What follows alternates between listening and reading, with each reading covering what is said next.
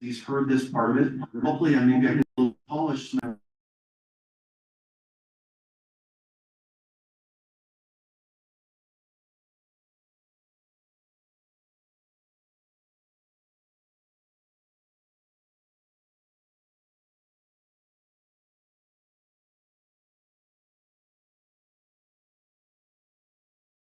Muted. Okay, I'm gonna bring this back up. I apologize to everybody. Okay, and you want this Right there, please. Thank you. So I've added some initial things at the beginning that I thought was important as well. So I've added to that presentation I gave to the steering committee. I included a little bit of introduction and background because I thought for Mr. Moody and yourself, Dr. Emmons, that it would be helpful that you see a little bit of background that the other folks were privy to that, and maybe they didn't even know some of the history. So I thought I would do that. And then I want to go through, talk about, and with that, then project limits and the goals, which is part of that.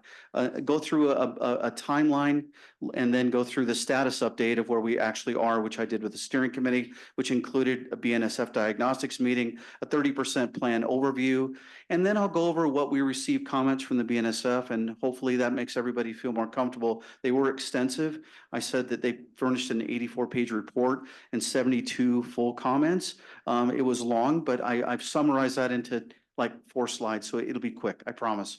And then I want to talk about what I have is called a proposed pilot project that was brought to the steering committee as well, and then go through next steps. And I thought Mr. Laybourne could give sort of a report from that steering committee since he's the chair, if he doesn't mind.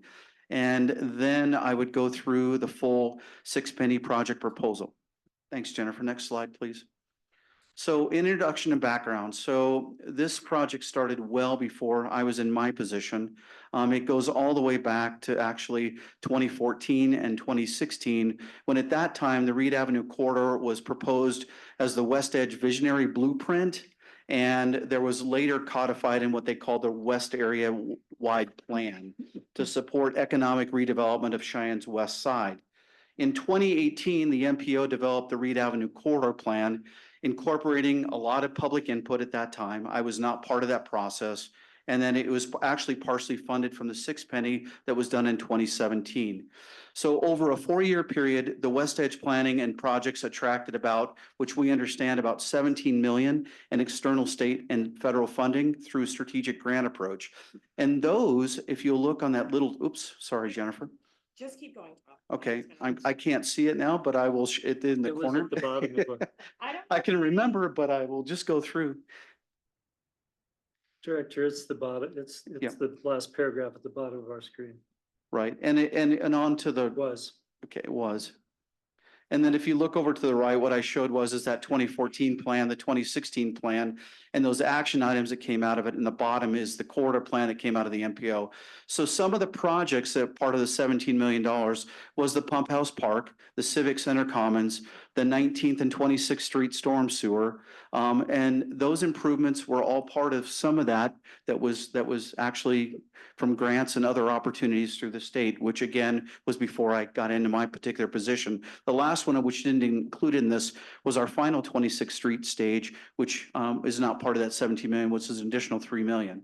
So what my consultant has told me is for every dollar of public investment that we've done on the West Edge, we've attracted about $6 in private investment so far, demonstrating that strong confidence in both the area's potential for revitalization and its robust return on public investment. So it's been great. Next slide, please.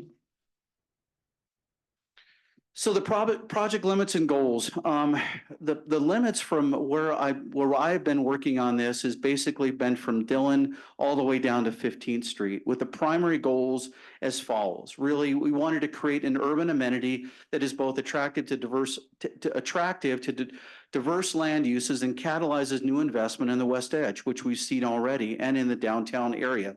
Develop an enhanced corridor that extends the citywide bicycle and pedestrian greenway, which then would enhance connectivity and attract other modes of transportation into the area. And then finally, and probably the most important from the railroad's perspective, is improve operational safety within both the city right-of-way and the BNSF right-of-way to support a safe and efficient environment for them to work in. Next slide, please. So the timeline, I added some things from the steering committee that they didn't see, and this was as a suggestion, Mr. Laybourne. So I went all the way back, sir, back to 2017. I didn't go back to the 2014, but the original ballot initiative was in 2017, and that was a $4 million investment. And one of the things that I noticed in my research when I was doing this presentation is that the actual dollar amount that came out of the Reed Avenue corridor study was about 5.5 million, but we only received the 4 million. So I don't know what the impetus was for that or what curtailed it from, we never could actually afford what we actually proposed.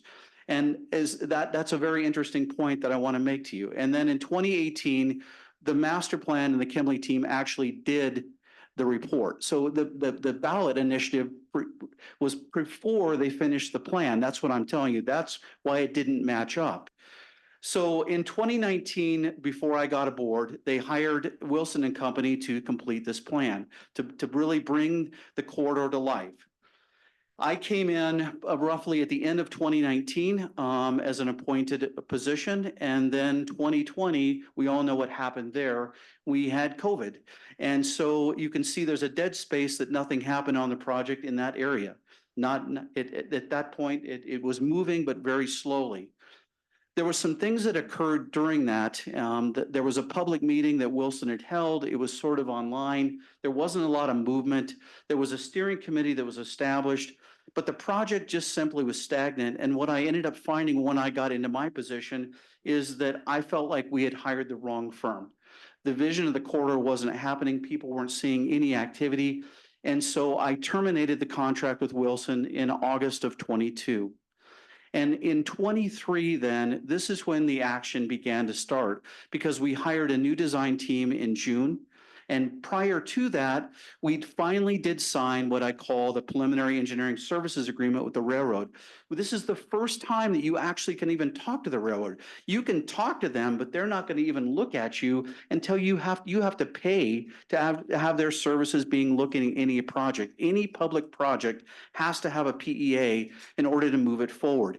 That happened in June of 23 as well. So this is when you can start to see the activity started. So I've highlighted 23, 24, and 25. So after that team was brought on board, we had a public meeting and concept presentation at the library in October of that year, October 26. Okay. Then, as you can see from that point, from October, we had a little bit of a stall, and in 24, we finally got the BNSF to actually commit to a diagnostics meeting, which was in April. So you can see we lost 6 months just between the public meeting and when we could finally move with the railroad, because again, the railroad moves at railroad speed. They don't hurry because of us. It's not an emergency to them. They have a process, they work through that process, and that's how we do it. So that was conducted again in April 30th of 2024. And then you'll look on the next timeline, it was 4 months before we actually received the actual diagnostics team report because of their review. They have to approve everything then. So that was another 4-month delay. So if you take the 4 months plus the 6 months previous, you can see already I lost 10 months between 23 and 24. That's why this has moved so slowly, okay? Again, I can't speed up the process. It is the BNSF process, and they are process oriented. Okay, in 2025, one more slide. Sorry, Jennifer, one more time. In 2025, this is when we really started seeing a lot of stuff occurring. We had the award of the $2.5 million in the FRA grant with an $853,500 match for the crossing elimination and safety improvements, which totaled about $3.4 million. That was done in January of 25. Then our team submitted their 30% design plans to BNSF. That was on the 17th of January. Then this is another delay. We had a 3-month delay just to do a touch base meeting with the BNSF, which occurred in April of 25. Okay, and then we found out, we asked you'll get your comments soon, is what I was told at that meeting. Then you're going to see that soon meant 5 months later, where we actually received the actual comments and the report. That just occurred in September of 25. And then we just did a follow-up meeting, which was just in the last week and a half, where we followed up and reviewed their comments in depth. So that's where we are with the status of the project. And I want to point out is I know it's been a long history, but since we've actually signed the PEA agreement with the BNSF, we've actually made progress on the corridor. And I'm going to show you that as we move forward with this. Thanks, Jennifer. So a little review of the diagnostics meeting overview. So when we go out, they go out in the field and we check and look at all the crossings. We review both the existing crossings that they are today and then things that we had actually proposed in our plan. So that's comprised of the BNSF, the Olson team. That's their consultant that does their day-to-day activities for these reviews. The DHM team, which is our consultant team, which also is comprised of GLM and Quandel, and then YDOT, and then of course ourselves, and that was West Bay. And I believe we had another member, I think Doug also attended as well. The action items that they identified for immediate improvements to the corridor entailed updating and refreshing pavement markings at the crossings, including stop bars and railroad crossing bars. We had to remove and reset some signage.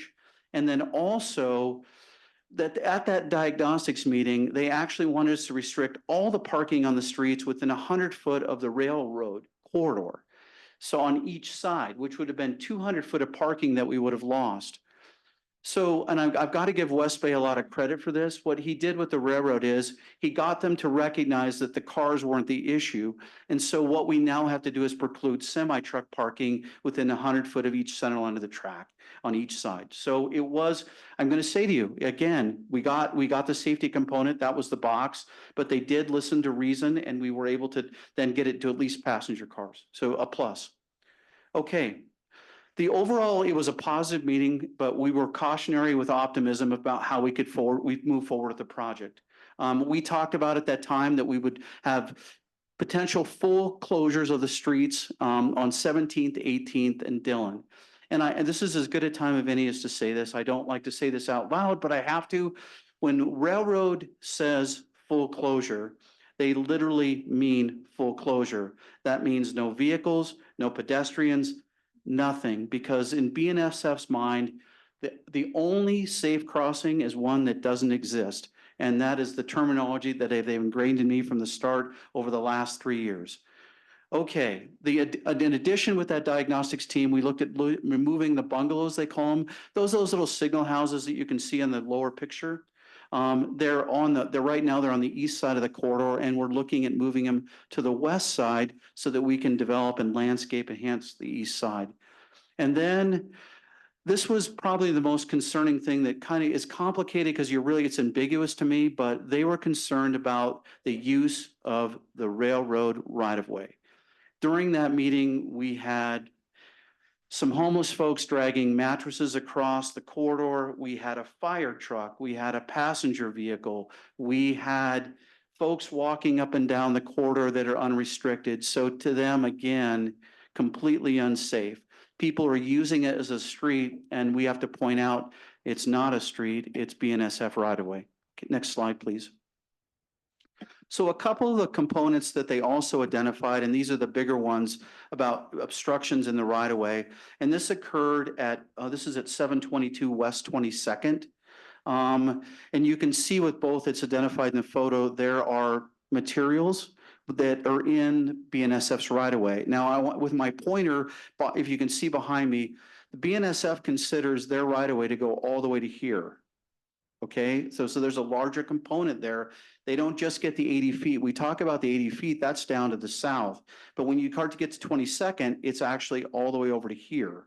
So all these elements in the right-of-way here are their right-of-way. And the city's right-of-way doesn't start till the north side on that Reed component, right at that line. So it'd be the north side of 22nd. Okay, next one, please. Another one, and this one is extremely important because it's going to play into something that I'm going to talk about a little bit later. They identified that the Durante Corporation is utilizing railroad right-of-way both to park their vehicles and as a primary access point. And again, this was something that was done before my time. It was approved through a site plan process. But again, this is railroad right-of-way, and The BNSF doesn't want these folks in there. Okay, a little bit of the plan overview itself, what we actually submitted to the railroad. Okay. The improvements again were submitted in January. With part of that, we looked at constructing a pedestrian promenade on the east side of the corridor and a BNSF maintenance road on the west side. And this is important because what was told to everyone before and even at the public meeting is that we were going to be able to develop landscaping and pedestrian components on both sides of the track. That is simply not the case. The railroad will not allow us to mix their operations with people.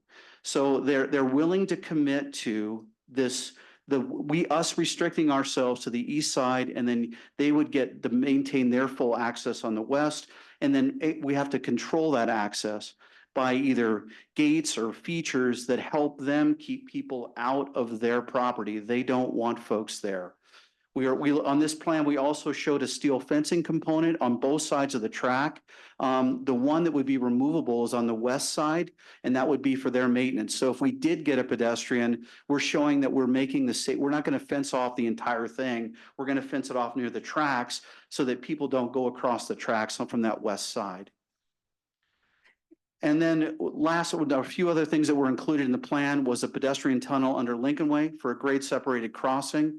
We also, again, in this plan submittal to the railroad, proposed crossings at 17th, 18th, and Dillon. And then we were looking at signal and crossing upgrades at the remaining streets, which included 19th, 20th, 21st, 22nd, and 23rd. And again, as I said before, we also proposed the relocation of all the signal houses to the west side so we could move their operations all on one side. Next slide, please.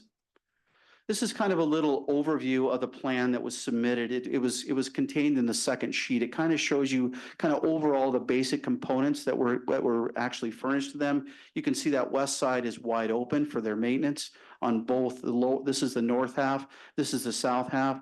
23rd's to the left and 15th is to the right. And Dillon is kind of out by itself, just so I can show you what it was that we did propose to close that closure. Next slide, please. I won't go through every sheet that we did, but in detail for each of the crossings, we did two types of plan sets. We had a landscaping plan that was furnished to them, which is on the left there. That's an example on 18th Street. And then on the right, there was more of a detailed civil plans that came from the Quandale Group. The one on the left came from DHM. Obviously, it's the one that people want to see what enhancements and amenities are proposed in that area. Their general stuff right now, because this is a 30% plan to the railroad, it's a concept plan. And then on the right, a little bit more detailed information about what we're going to do with the crossings. Okay, next slide, please. So as I said to you when I started, we got 72 primary comments. And well, I was also told they were suggestions. But what I've learned about what the railroad is, suggestions don't mean they're suggestions. It means that's what we want you to do. And it's very evident to me. So immediate safety actions that were identified, the report here is on the left. This was the 84-page report that I went through. And on the right was a summary of some of the comments. So it was weird because it wasn't interchangeable. There were things in the report that weren't in the comments and such. So it took quite a bit of time to kind of go through this. So here's a quick overview and executive summary of that. Again, immediate action items that were identified. It's going to repeat it from itself from some of this from the diagnostics meeting to remove the signage. This is new. Remove signage encouraging unauthorized vehicle use within Reed Avenue. So what we have street signs that have been installed for, I don't know, 60, 70 years, and they're still sitting there. So people think it's a street. They want us to remove those signs and then put these signs that say no unauthorized vehicle use, and install no passing signs within their corridor. Now, that doesn't include the street crossing, because obviously the streets we allowed to have access through by our 1908 agreement, that's different. But when you're in between those blocks, that's what they're talking about. It wants us to coordinate with the property owners to adjust delivery operations near the closed crossings to make sure that we do that, and then provide a project history and intent document. So I'm going to supply them with the information that I talked about before, the 2014, 2018, and 2016 plans. So they'll see that we've been working on this for quite some time. Next slide, please. Some of the additional comments were received. I broke them into categories from the design and plan revisions. They want us to add detailed grade crossing exhibits, lane widths, sidewalk widths, gate lengths, and device placements. Again, with the railroad, they look at things as complete, even though they only want you to submit a small plan level. So the comments became related to more detail that they wanted, include signing and striping plans for all crossings, and they were especially concerned about 23rd Street. And then specify BNSF right-of-way widths and utility references on all plan sheets. Again, they want us to clearly identify what property is theirs and what is not. From the pedestrian accessibility enhancement side, they want us to install detectable warning surfaces at all pedestrian approaches. They want us to ensure that sidewalk routing is behind the gate mechanisms that we're going to install and with proper clearances. They also want us to consider active pedestrian warning devices in quadrants where vehicles and pedestrians cross along with the trains. So in other words, devices that say, yes, you can walk, no, you can't walk.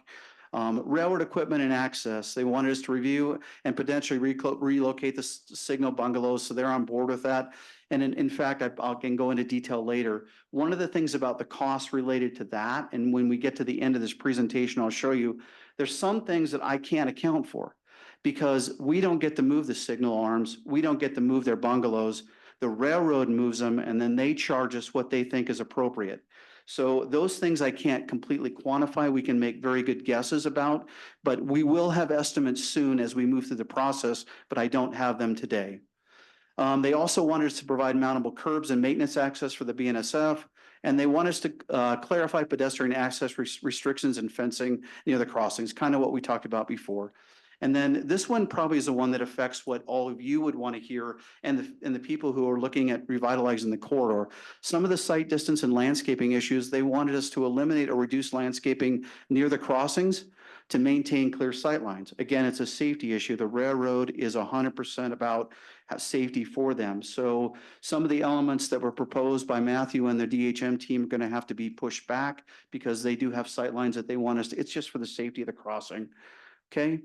And then they want us to provide unwalkable surfaces like ballast and decomposed granite around warning devices. So I went into detail. I couldn't explain this at the steering committee, but where we have signal poles or such for them, they just want us to create a buffer so people don't walk near them. They don't want them around them.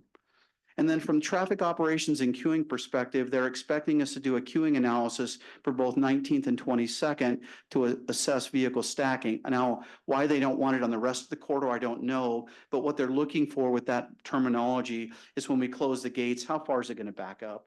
And is it going to cause an operational issue for us? So they're trying to look out for our benefit. We would normally look at that anyway. And then they want us to adjust striping and signage to reflect intersection-like conditions at all the crossings. Next slide, please. With the structure and tunnel that we proposed on Lincoln Way, they wanted us to provide a lot more detail, the depths of the details, cross sections, and construction methods. They wanted us to confirm there were no conflicts with their existing foundations and utilities. They're not concerned about our utilities. They're talking about their utilities. And then some of the most frequent comments overall, I would say what I would call the top issues were, again, the curb and gutter and sidewalk near all the warning devices, the signal bungalow placements, the landscaping conflicts within the site triangles and sight lines of their tracks, and then talking about the maintenance and access provisions. They want to be able to get in, but we got to keep people out. And then again, pedestrian safety and routing. Those are probably the 5 highest things. And then last but not least, I call this evaluation and key findings. So when we were working through this process with the railroad, as I told you before, we looked at 3 primary closures. And we had never said anything different. In fact, in the PEA agreement, we were the same way. We were very, very, very explicit about what we would look at everything, but we only actually guaranteed 2, and we gave them 3. Well, as I said from the start, is the railroad is the railroad, and sometimes they don't speak directly and they're not 100% transparent, okay? What we discovered is they wanted us another closure. A closure, in this case, they're proposing 21st Street. It was a recommendation due to safety conflicts with truck deliveries encroaching on their tracks. Now, the two businesses, as I've said in the steering committee, that this directly affects, there are others that I can't name right now. I know they are, but the two primary ones are Warehouse 21 and Medigold, because they have trucking operations that would be in conflict or have inability to be able to do what they want to do with their commerce. So it is going to affect them. And the last two components that I wanted to talk about, we did agree in this plan set, which is a positive note, that we would go with a 42-inch fencing on each side. I don't know if you all remember, but when we first started talking about this, we were talking about 8-foot fences on each side. So we got it down to the 42 inches and everyone is happy. So again, some things look negative, but I think there's a positive to look to. That 42 inches was a big deal to us because, you know, it increases the visibility from our side and makes the corridor more inviting. And then last but not least, there were multiple technical comments, again, as I talked about before, but we'll address those as we move through the plan set. Next slide. Thank you. A little bit about each of the proposed 21st Street closure. We went back and forth with the railroad during this process with their review, and we went into detail about how each of these businesses operate. This one is the first one is Warehouse 21. It is on your right on the screen, and it's the red building identified. They have a dock that's on the north side of the building. And what they have single unit trucks that are 30 to 40 feet long. And they also have interstate trucks, semi-trailers up to 67 feet. And those large semi-trailers have to cross the track. They usually come in from the east to the west and then back up into the dock area. And I'm going to show you a little detail of that in a second. Now they get those trucks about 3 to 4 times a month. And of course, it depends on their client demand, how many shows they're doing, if they're doing one in Vegas or wherever they might do it. And that's when they use those larger trucks. So that maneuvering detail, as I just said, from east to west, it requires encroachment into the right of way, whether they go across it going this way or they're going this way, and then a backing maneuver into their docking area. And then it's, next slide, please. We furnished a little bit of a this is a AutoCAD generated backing movement for a large truck, and in this movement that we actually showed was them coming up adjacent to this. I'm off of one street. I think it's bent, making a left here, and then going to the corridor, encroaching on it, and backing in to the area of the dock.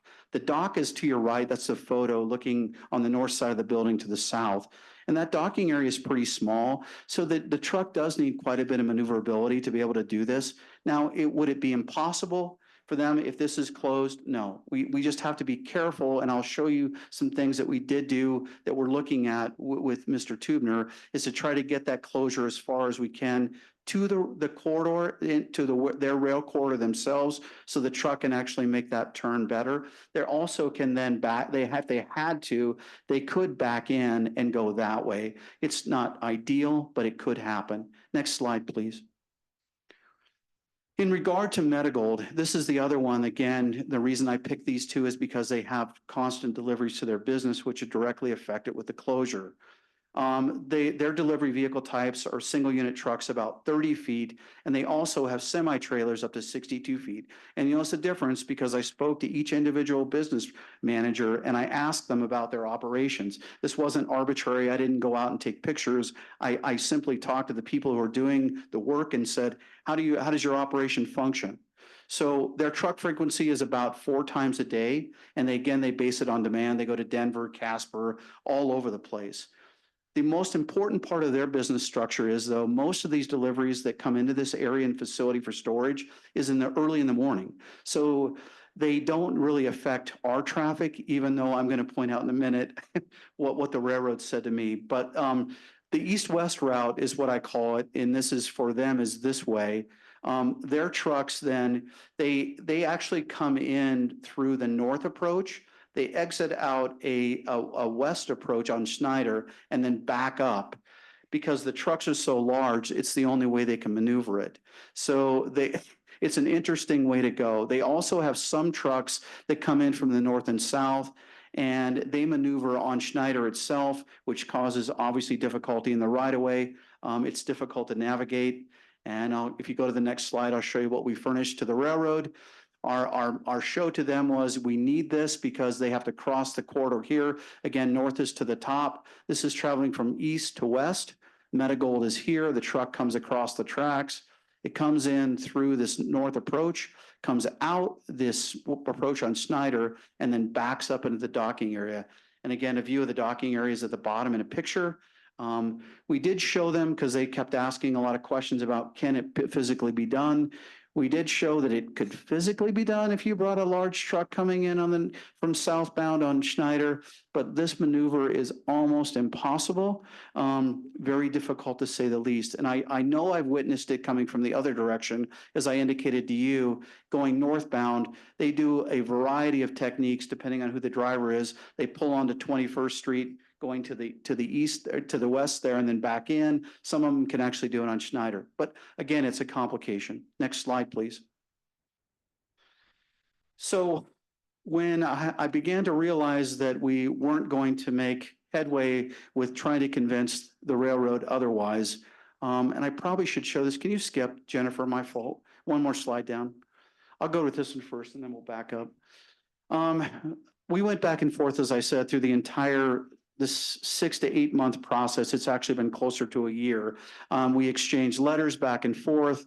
We talked about in detail the crossings and the way the businesses should operate. My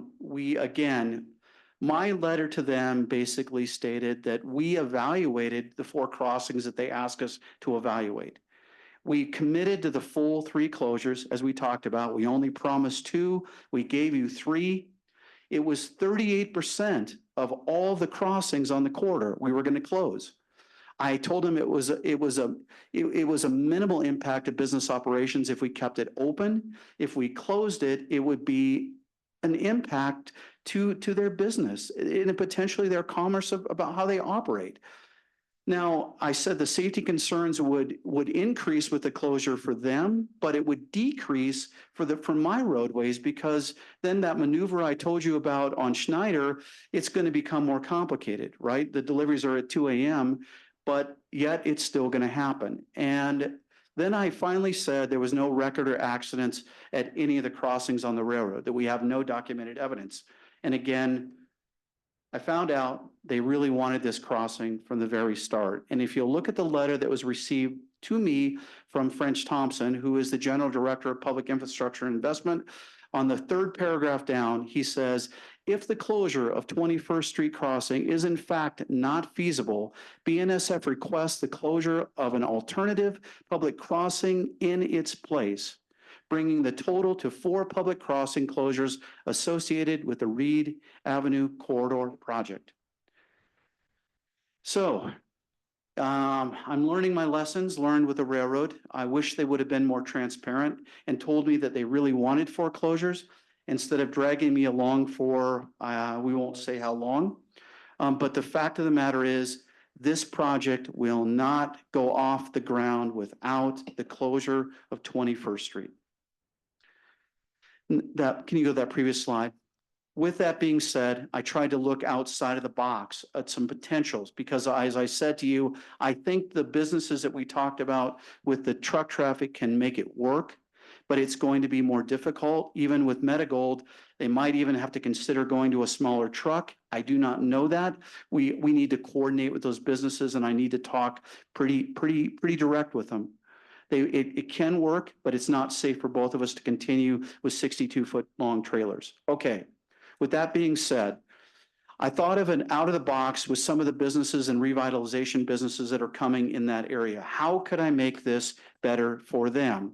So I kind of put an idea together to develop and create a public parking lot. This would be the blue area that's currently owned by YO Lotto. I looked at either a potential purchase or a lease of that property that we could utilize. It could even be, maybe if we purchased it, some of the businesses could buy portions of the parking lot to help pay for it. I don't know the answer to that right now, but to look at how we could create some parking in here as a benefit of the closure, because the closure on each side, Again, a closure is a closure, no pedestrians, no vehicles. So two components have to take place.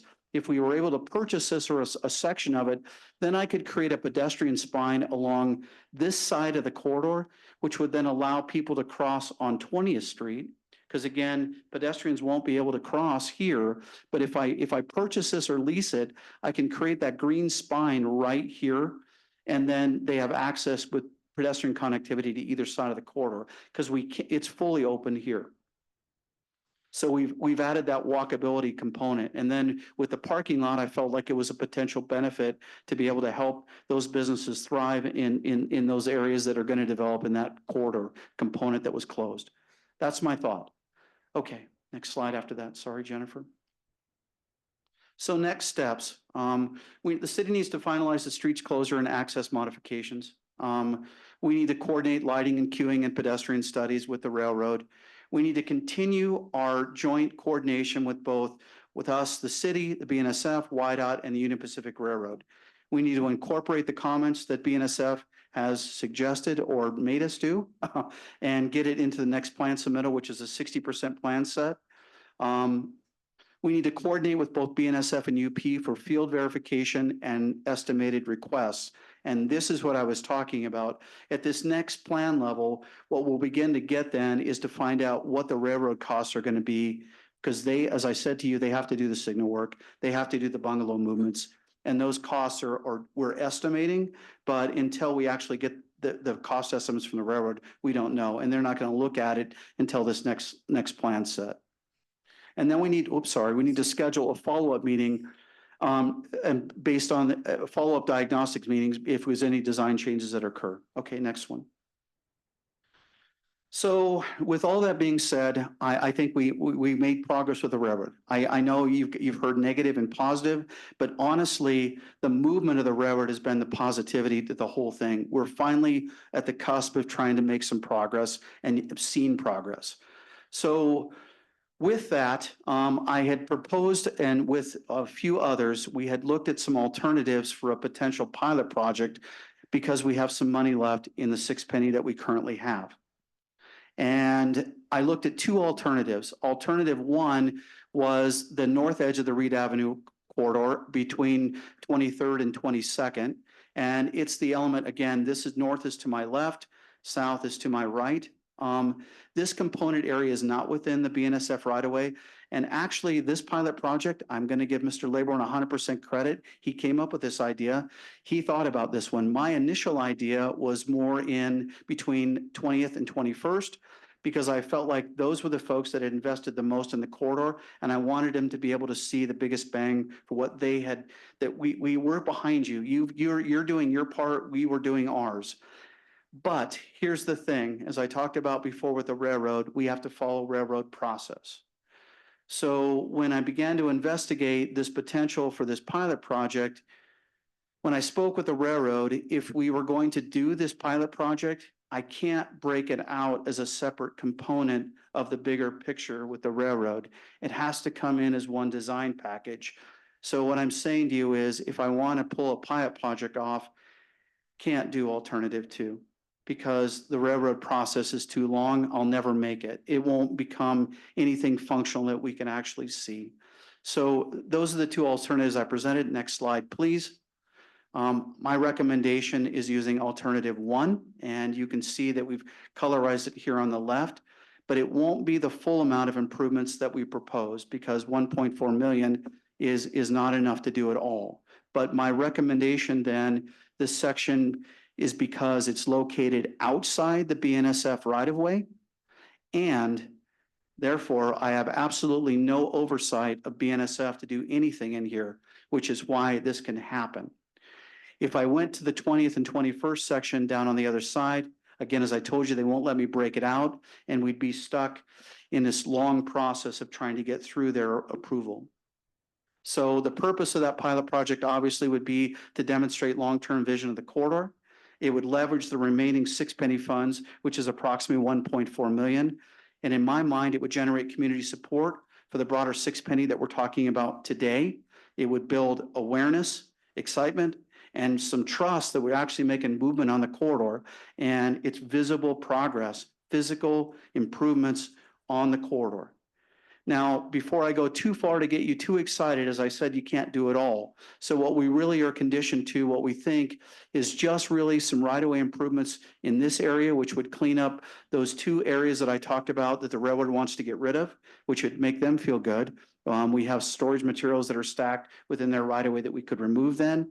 And then this area that's sort of this plaza area that was identified, it would have to be more of just kind of a little temporary grass area that we could use as a mini pocket park for now, that it would be removed when we came in with the rest of the improvements. Okay, next slide, please. So next steps and anticipated schedule. So I talked about this 21st Street closure. We are right now in process of setting up meetings with the rest of the landowners that haven't heard this. We want to do this now, October, November, to talk about what impacts it, what we're looking at, where our progress is, and this 21st Street closure. We want to conduct a second public meeting. We're proposing it somewhere now, mid-January. Location likely will be the library. We may do it somewhere else to be determined. And now, Mr. Laybourne, I would say, could you give us an update with the steering committee meeting, please? Thank you, Tom. I know you've been living with this and working on it all this time, but that was a heck of a report. You flowed right through it, got all the detail. Very impressive. I think that it covered all the main points, and anyone can follow up on that and learn more about this long overdue and very complex project. So I also want to note that Jennifer really helped us with this meeting, which was long delayed of the steering committee because of the fact that we really didn't have that answer from the railroad that we could count on. And so I do understand that there are a variety of things we can't do. For instance, the underpass under Lincoln Way is now off the table, and I believe that closure of 21st Street can be managed to the satisfaction of those businesses. But overall, the main point that I want to make is, and I was barely on the council in 2017 when this went on that $4 million went on the ballot. But it was long planned and long envisioned. And I believe it is really a valid vision. It just turned out to be much more difficult. We had so much turmoil in the city engineer's office. It just really got to be difficult. But during that period of time, the investors believed in it and they invested. And I think that's a key point here. Also, I would say that the members of the steering committee, there were 7 members. A quorum was there. There were 4 members there. And the approval of this basic concept that Tom just ran through was adopted unanimously among the 4 that were there, including Mr. Tubner and Tony from ANC Feed. Particularly impressive to me was the relationship of the 3 members from the YDOT Railroad effort that recognized that this truly could be the breakthrough we've been waiting for from the professionals in that area. So I think it's a really something that deserves to be considered. I think that more than anything else, winners finish what they start. And finishing this in conjunction with the other elements of the west edge of the pump house and the wetland and the 15th Street truly were conceived to be a game changer for this community in many ways that really would benefit not only those properties, particularly those warehouses and those other buildings, a number of which are now brought to life, but at this upper end, not so much. we just need to press on. And I think that Tom's approach here was correct.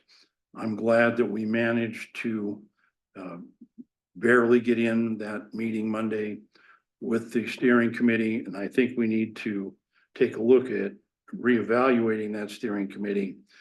Some of the people that were on it and some of the approaches we took might not have been, they need some reevaluation after this period of time. But that's why we created a steering committee. I think this option there at the upper end on that property we bought from Mead Lumber will give that opportunity for us to demonstrate the basic concept that we're talking about and be able to hopefully work with those people that have invested, who have been unbelievably patient and understanding over this time. I mean, it is really to their credit that they didn't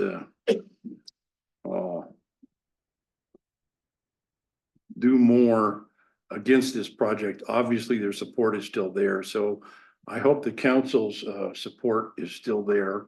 And we can look at the figures I think Tom's going to give us here shortly. But again, it's very, very pleasant for me. And thank you to the engineering department. Thank you to Jennifer. Thank you to the steering committee. And let's look at the opportunity we have there at that upper end with phase one that was basically developed because we purchased that property from Mead Lumber. So we were looking ahead. I think we are now ready to move on. And I would have to tell you that I'd be glad to answer any questions as I can, but I have a commitment that I absolutely cannot break here and will have to depart. But I'm very, very pleased the way it all came together. Obviously, there's an opportunity here to investigate it in detail. And when we do, I think it really comes down to basically asking the voters and asking the community to follow through on something that truly will be a game changer and will follow up on those West Side renovation efforts that go back many, many years. So thank you, Tom. Thank you, Jennifer. Thank you, council members. But I unfortunately have a commitment that I cannot change right now. Thank you. Mr. Cobb, Okay, my understanding is the committee decided to separate out projects into a north and south project. I will show you that. I've got a slide to show you. And So leave you the can, yeah, south I do. part. I knew that he had to get going, so I tried to cut this in between and I've got it, but I promise I won't be too much longer. I know I'm long-winded. You're I fine. apologize. It's a big It is a project with a complex lot of- project. Yeah. It is, and it's had a lot of permutations. It has over the definitely had years. some permutations. I'm sorry it took a little bit longer than what I wanted. Okay, we're back where, let's see, back. Just right at the same. Can you go back, please, Jennifer, to where we were? Sorry, somehow I lost it. This one, were we on this one? It's in, nope, keep going back. Keep back. Back. Well, maybe I was at the right place, sorry. You were right, one more. Okay. Then we'll jump into the other part. So just to keep with what I'm talking about with where we are and where we're going. So that meeting, we're looking at a next follow-up for that steering committee on November 12th. It's scheduled for 2:30 to 4. And then we're looking at the 100% design of the pilot project with their support and hopefully with all of you as well. We want to get this bid out as quickly as we can, because if we're going to make it happen, I got to make it happen now. So I'm trying to push them to get a bid set out as early as February. We can look at those costs and see where it actually sets with that pilot project, and then construction in early spring and summer of the summer. And then overall, with the overall component of the project that involves the railroad, we're looking at proceeding with our 60% design submittal and hopefully get that in by March of this year or next year. Next slide, please. So here's where Mr. Laybourne had indicated, what I had shown them before was that I really, with the six penny project, I really wanted to ensure that we had a realistic budget, an attainable project limit, which is more important, and a clear timeline of expectations. Because quite frankly, as you can see, the time that's passed since where the six penny was before and where we are today is quite some time. And I thought, if we're really going to consider this, I really have to make this into something that can be attainable. And I began to consider that we needed to break into two segments, what I call a north segment and a south segment. Now, the rationale behind this is because on the south end of the project, it included that pedestrian underpass we talked about before. Now, normally you'd say that's fine, which I mean, I'm on board with. I'd love to have it happen. But the reality is it's going to require coordination between three jurisdictions: WYDOT, the BNSF, and the Union Pacific Railroad, which adds significant design and permitting challenges. Okay.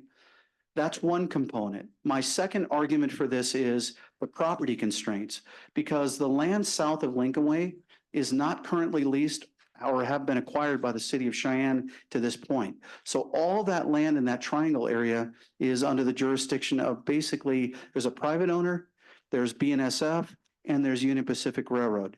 So it's going to take some time to acquire that property. And then with access concerns, and by breaking the project into a north and south component, when I talked about the Durante business, if you could just click on that, Jennifer, 1 second. Just, it'll zoom into it. Yep, it'll zoom into it. So I figured out how to use that. I'm pretty impressed. So this is the one, oh, and it was the wrong one. So I even did it even worse than I thought. Just go down one slide and it should be there. Go down two, right there. Okay, so with the diagnostics meeting, as I said to you, if we cut the project off short of 17th Street, I'm not dealing with this access road, nor am I have to worry about with the railroad right now to worry about the Durante business, because I quite frankly don't have a solution right now. And if I add the pedestrian underpass and this component in, I think the time frame where I talked about finding an attainable project limit, an attainable project within a time frame that's reasonable, we wouldn't be able to do. If you'll click on the right down in the bottom, Jennifer, it should take you back. Okay. So then the last part is, and again, I'm talking about those jurisdictional delays. You know, when you focus on that north segment, I avoid the ties to all the multi-jurisdictional agencies and coordination, because I'm only dealing with BNSF. Okay, so that was my proposal to him. Okay, next slide, please. So the existing conditions, I know you've all been out there. I just wanted you to see that where we are today. And what I really want to show you is where we can go. So that's the point of this whole presentation, which I'm at the end. Next slide, please. So one of the things when I talked about what the designer is, what their design foundation was, and you've seen the graphic to the right, it's been shown, it's kind of a representation of sort of the character they envisioned. The top is sort of the whole thing colorized. You'll notice that 21st Street in this is not closed because we obviously didn't propose it that way, but just keep it in mind that this is a sort of an overall idea. And their focus and their foundation was to incorporate historic elements and materials to reflect basically the railroad heritage. They wanted to reinforce a sense of place and identity rooted in Cheyenne's past. And they really wanted a revitalization of this corridor, meaning reimagine it so it can be a catalyst for economic growth, which has already started. They wanted to attract entrepreneurs and reinvestment in the West Edge through infrastructure upgrades that we could do. They wanted to create a vibrant public space, you know, converting the corridor into mixed-use pedestrian and zone features, which include pedestrian and bicycle facilities, public amenities and green space, and really social gathering areas to foster community interaction. And again, last but not least, again, from the railroad's perspective, which is why they're allowing us to move forward, is improving safety, addressing current blighted conditions with a safe, welcoming environment to both our folks using it, and then of course the railroad, because I talked about before, the people that are using the corridor now, they don't want there. And then integrating those safety measures for an active rail line and the surrounding public space to make it safer for all of us. Next slide, please. So these are a little bit more detailed, just showing you kind of a basic overview of the original concept that was submitted to the railroad. And you can look at that in detail if you'd like. But again, the most important element is what's different from before. You'll see that the west side down here on this cross section is a maintenance corridor for the railroad. The east side is the pedestrian promenade. So again, and you look in detail, this is an access road for the railroad, and they want us to be able to block those areas off for use to anybody else besides them. Next slide, please. This is moving from north to south. This kind of goes down the road. You can see some of the elements that were proposed, same theme. And you can see a typical closure on the last one or this one. We could do it there. This is sort of a typical full closure where you wouldn't be able to get pedestrians through, and no cars as well, and how they treated it. Next slide, please. And again, this is where I show in a little bit more detail about the proposal of breaking this into a south and north component. And in the interim, what I wanted to place in this with our estimates is that you could, in the interim, create a pathway along the north side of the Tribune Eagle here, and then go on Bent. And then what I'm calling is a pedestrian improvement on Lincoln Way there. That would be, I'm looking at this from YDOT's perspective, again, putting on my jurisdictional hat from YDOT, a temporary actuated crossing so that we could make it safe and work through their process. This one's a lot easier to work on, and then we make the connectivity back into 15th Street, which is what our intent was. But I have removed this whole component with the Durante business area. We only improved this section of the maintenance road here and did some improvements through here. That's what's proposed. Next slide, please. Okay, now for the sticker shock. The consultant just furnished this to me yesterday, so I had some time to digest it, but they included categories for mobilization, demolition, earthwork, utilities, site lighting, site work and hardscape, railroad improvements, site structures, retaining walls, a playground area, some site furnishings, landscaping and irrigation, and that total came to $12.4 million. They added in, and this, ladies and gentlemen, this one is just for the north, not both components. This is just for the north component. Well, what he also added in for me was a 20% contingency for a total cost of about 14.9. Next slide, Jennifer. So I'm going to give you my argument for why the Reed Avenue corridor for the 6-penny proposal. And I'll go into a little bit more detail about the 20% contingency and the money. So really, we want to transform Reed Avenue Rail into a safe and accessible and vibrant corridor. It really does align with the city's long-term infrastructure, community, and council goals that you all provided to me. It fulfills that 2017 voter commitment, which advances the city's original promise to complete the Reed Avenue corridor as outlined in the 6-penny ballot initiative. It demonstrates accountability and follow-up through public support and infrastructure priorities. It supports private investment and economic growth by enhancing the infrastructure to unlock those adjacent private development potentials. It improves access, safety, and aesthetics. The key factors in retaining and developing businesses. It addresses critical infrastructure needs that are along the corridor. It resolves some longstanding stormwater and utility issues. I didn't go into detail on that line item, but $2.7 million of it are related to storm sewer components that need to be installed in the corridor. It improves multimodal access and safety for pedestrians, cyclists, and vehicles. And again, that total cost was proposed in 2025 dollars of about 14.9 million. Again, it was based on the 30% concept plan that I provided you all have seen. And the reason for the 20% contingency is because of design uncertainty. At a 30% level, it's pretty hard to guess. You may miss some things. We also try to account for what I call market volatility. In the bidding environment, as you all have seen over the last several years, we've seen different rates of where we're getting bids coming in all over the map. It also accounts for unforeseen conditions that we don't see in the design or what we haven't seen. Some of these things underground that we may not have even discovered yet. When we start getting into it, we might discover this corridor's been around for a while. In the 1908 when we gave it to the BNSF, and it's been around a little bit longer than that. So what we find underground once we start looking at storm sewer and adding utilities, I do not know. And then last but not least is it does account for some inflation rate as well for construction costs, because I would anticipate this to be coming, and we want to get it built within that 4-year period of a collection of the 6 penny. So with that, thank you. I long-winded. Appreciate your time. Questions for our city engineer? I was headed that way, I assumed. Councilwoman Aldrich. Thank you, Professor Turn your Brennan. microphone. Is it on? Maybe you're okay.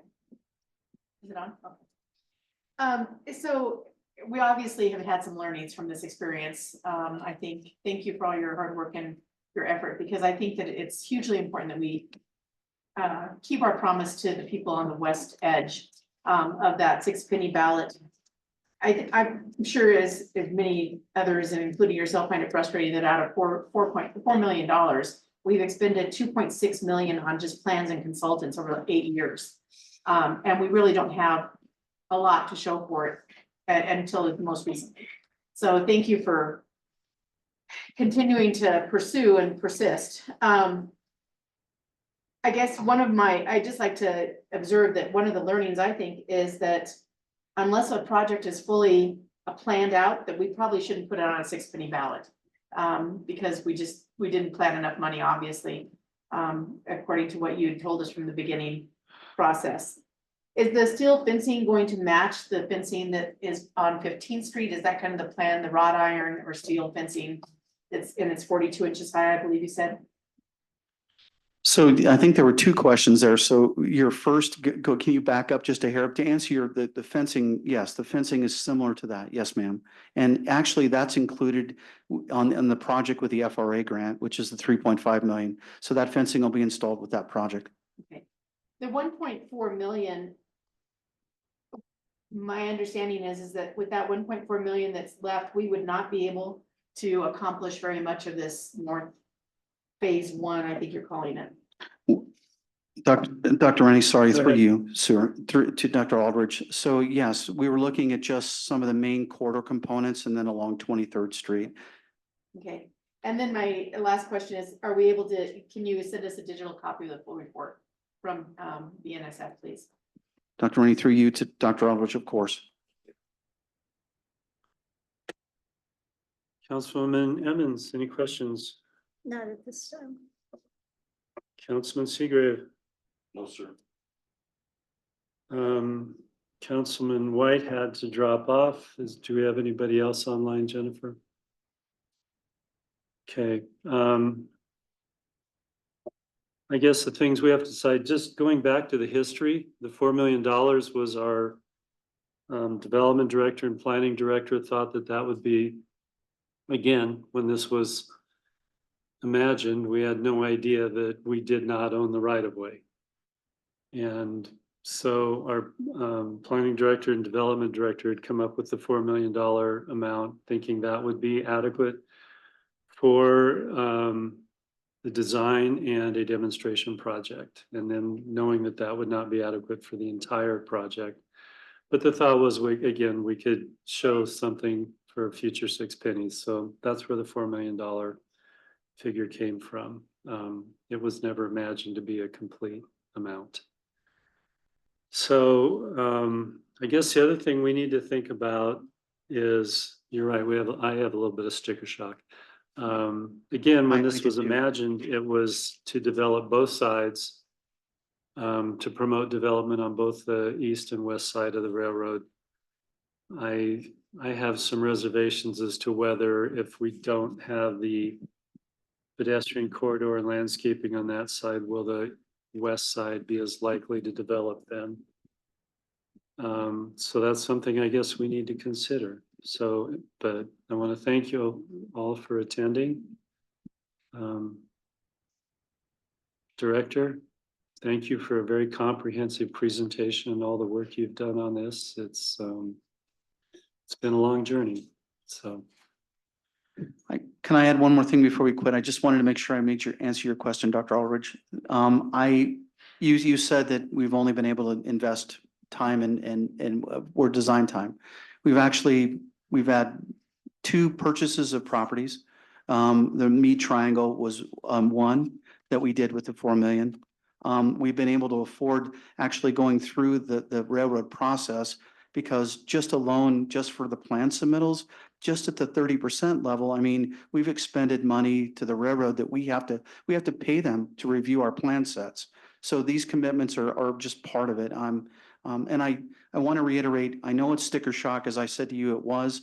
You know, there is always a potential to interlace these things into layers, but I hate to break it up any further because I think that's where we got where we are. So I'm confident now with what we have done that I guess I want to answer your question. We have finally gotten far enough. We are in a level at a 30% level that I'm confident we have a number that is going to work. So I just wanted to make sure I answered that question. Thank you. All right, if there are no other questions, then the work session is adjourned. Thank you, everybody.